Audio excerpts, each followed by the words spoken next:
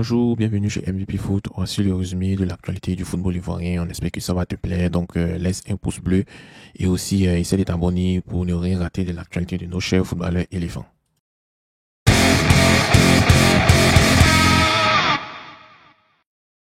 Premier actu, on apprend que lors des barrages de la Ligue 1, Ismaël Traoré, le grand défenseur, s'est illustré en inscrivant un but décisif contre l'équipe de Saint-Étienne. Voilà, donc pour ceux qui ne connaissent pas Ismaël Traoré, c'est un défenseur international ivoirien qui a presque 30, 36 ans, 37 ans. Malgré cela, il joue toujours, hein, voilà. Donc, il est au FC Metz. Et plus, comme on dit, quand le vin devient genre dur, ça devient bon.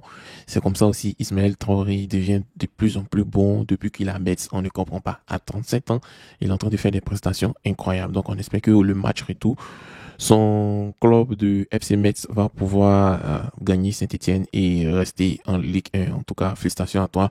37 ans et être toujours en forme, c'est pas donné à n'importe qui. En fait, les Ivoiriens sont un peu fâchés, en fait. Je vous explique pourquoi est-ce que les Ivoiriens sont un peu fâchés. Les Ivoiriens sont fâchés parce que ils ne comprennent pas la communication qui se fait autour de nos éléphants. On sait que, il y a des enjeux très importants qui arrivent, comme la qualification pour la Coupe du Monde 2026 et on remarque aussi des sélections ont commencé à appeler les joueurs, surtout la sélection du Gabon, qui est notre principal favori et concurrent, en fait. Voilà, notre principal concurrent dans notre poule. Et le Gabon a pris les choses très au sérieux. Voilà, donc le Gabon est en train de se préparer et les éléphants, depuis là, ne se préparent pas, en fait. Donc, c'est un peu un sujet à polémique. Et là, on vous apprend que les vraies choses concernant les éléphants vont commencer à partir du 3 juin. Voilà, le 3 juin, le début de la préparation de cette CAN. Voilà. Et nous, on avait fait une publication surtout sur Facebook pour dire, mais qu'est-ce qui se passe avec les éléphants pendant que les Gabons sont en train de s'entraîner.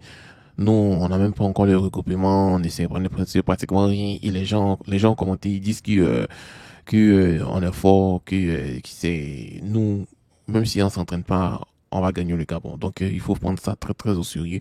Il faut prendre cette équipe de Gabon au sérieux et il faut bien bien bien se préparer. Donc je sais que le coach il a appelé des nouveaux joueurs et pour moi MVP, je pensais que c'était idéalement très intéressant de les appeler et de les faire jouer peut-être comme ce que le fait le Gabon actuellement pour qu'on puisse voir qui est-ce qui peut commencer. Mais bon, c'est lui qui est le coach, c'est pas nous qui sommes le coach.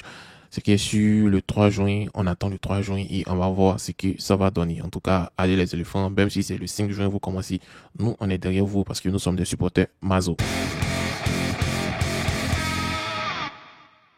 Notre cher Sébastien Haller est en route pour la finale de la Ligue des Champions 2024. Voilà, ils vont affronter le Real de Madrid. Et actuellement, Sébastien Haller, actuellement, lui, c'est le chouchou des supporters du FC Barcelone, Paris Saint-Germain, Manchester City, ceux qui n'aiment pas le Real de Madrid.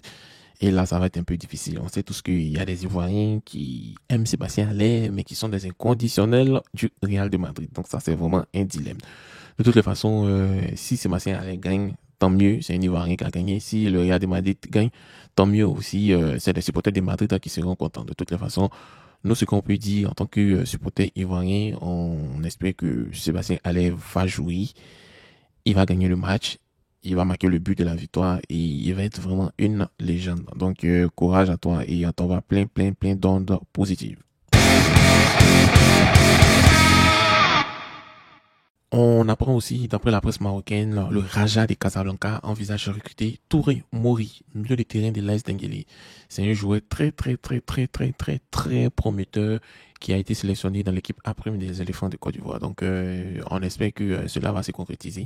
Mais idéalement, si c'était un club européen, ça allait vraiment aider, quoi. Touré Mori, quoi. Voilà, aller en avant dans sa carrière. Mais en tout cas, s'il a vraiment tapé dans l'œil de l'AS et du Raja de Casablanca, on sait tout ce qu'il va être un bon joueur et il va vraiment, vraiment s'illustrer. En tout cas, félicitations à toi et on espère que tu auras une très, très grande carrière.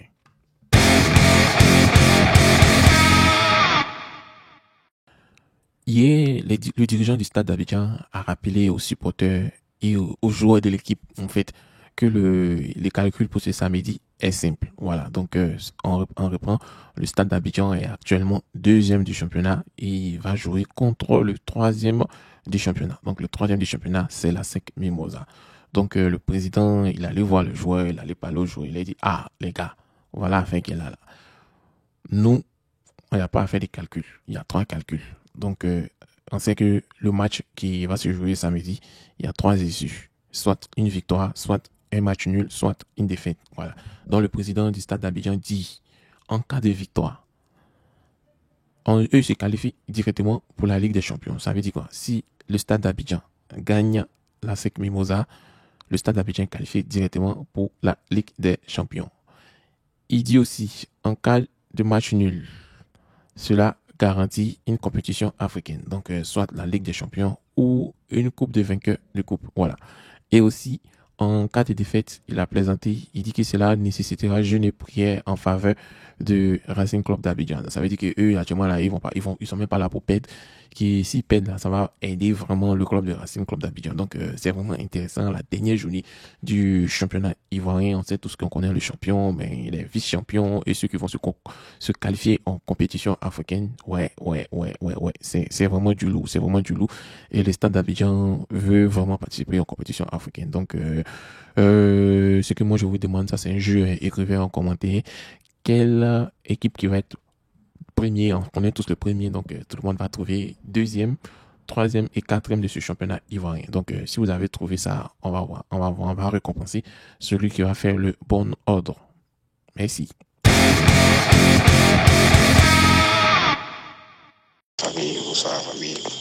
Mon point de vue sur cette affaire de Amad Diallo, il voit qu'il doit venir. Voilà, il doit venir. Parce qu'on a vraiment besoin de lui. On a vraiment besoin d'un bon gaucher comme lui. Voilà, un bon gaucher comme lui. Puis, bon, on peut dire, il est bon sur les coups de pied arrêtés aussi. Voilà. Si on ne va pas, il peut remplacer Nicolas Pépé. C'est ça. Bon, vous-même, vous avez vu, hein, voilà, les gens m'écrivent en inbox, surtout sur WhatsApp, en fait, pour parler un peu du football, de leur point de vue sur des joueurs qu'ils ont voulu voir en sélection nationale. Voilà. Du coup, Amad Diallo, lui, il est vraiment bon, c'est une pépite. Et les gens le comparent à Nicolas Pepe. Voilà. Donc, moi, ce que moi je vois, je pense que cette sélection actuellement, c'est la dernière chance de Nicolas Pepe, en fait. Voilà. Et Nicolas Pepe doit montrer qu'il est vraiment, vraiment au top. Sinon, il y a les petits qui toquent à la porte, comme Amad Diallo, qui ont pratiquement le même profil, la même palette technique. Et Amad Diallo, on peut dire qu'il est un peu plus au-dessus de Nicolas Pepe. Côté coup franc, en fait, voilà. Nicolas Pepe, lui, on sait que lui, il a son savoir-faire, c'est-à-dire c'est un ailier gauche, et son savoir-être, il apporte la joie de vivre dans le groupe. Donc, ça va être vraiment, vraiment, vraiment chaud. De toute façon, Amad aura sa chance en équipe nationale si les blessures l'éloignent de lui. Et comme Manchester United a fait de lui sa priorité, donc moi, j'ai dit aux supporters de Amad Diallo de se calmer, que son tour va arriver. Voilà, donc patience. Et vous, que pensez-vous? Est-ce que Amad Diallo devait prendre la place de Nicolas Pepe?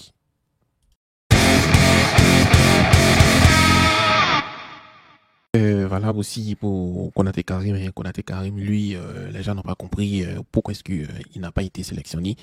Mais bon, voilà. C'est parce que Konaté Karim manque de maturité en équipe nationale ivoirienne. On a qu'à se dire la vérité.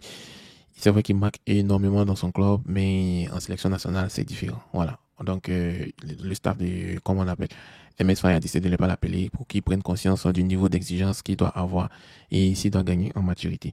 Moi, j'ai dit que c'est pas juste ça aussi, parce que j'ai dit qu'il a gagné en maturité, mais aussi j'ai dit c'est pas juste ça, parce que le boulot d'attaquant, c'est vraiment ingrat. Et s'il y a quelqu'un comme Alec qui est un monstre devant Karim, on va vraiment pas voir le potentiel de Karim. Et puis aussi, on a tous vu Alec, ça l'a pris pratiquement 2 ans avant de s'imposer en attaque, c'est-à-dire avant de commencer à marquer les buts. Parce qu'il faut que les ailiers puissent... on doit dire aux ailiers qu'on joue pour l'attaquant, pas pour eux. Voilà. On a eu des ailiers un peu ingrats, donc moi c'est ce côté de Nicolas Pepe que j'ai vraiment pas aimé. Mais bon, c'est Nicolas Pepe, donc c'est son style de jeu, on va pas changer.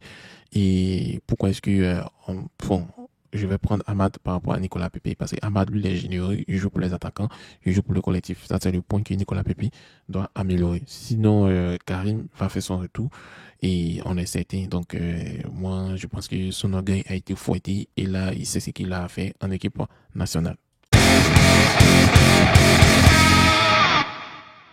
Donc, cher ami, merci d'avoir regardé la vidéo. Elle est finie. Et aussi, n'oubliez pas de vous abonner à notre seconde chaîne Pasco Foot où on va vraiment débattre du football en général.